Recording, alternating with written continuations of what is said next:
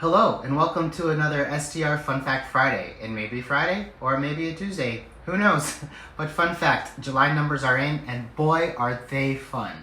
Today, we're looking at the major Texas metro markets, and there are some really interesting stories hiding behind the July numbers. At first glance, Houston and Dallas may look a little concerning because occupancy declined year over year. Houston occupancy declined 7% in July, while Dallas declined 7.6%. But don't let that number fool you. Houston's average daily rate jumped 18%, while Dallas's increased 17%.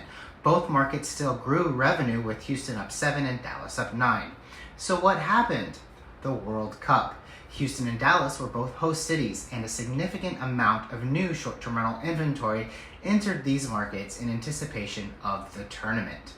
That created a much larger supply pool and pushed overall occupancy down. But here's the important part. You can't sell the same room twice in one night. World Cup demand was concentrated around specific match dates, and when those dates came around, the properties that captured the demand could charge a premium. So even with all that additional supply, the nights that did sell sold for significantly more. San Antonio tells a completely different story. Occupancy increased over 12% and revenue increased 15%.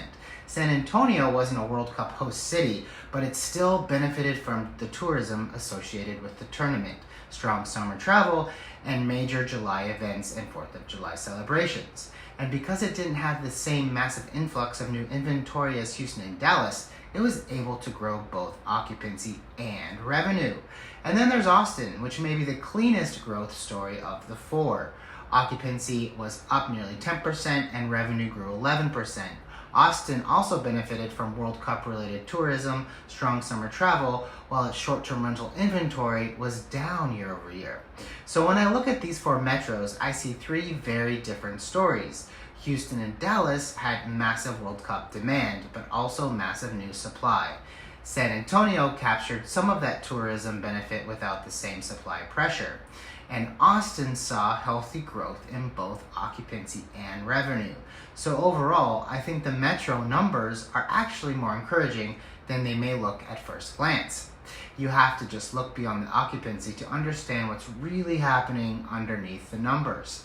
Thank you so much for watching. From Matt at Stay Well B&B, happy hosting.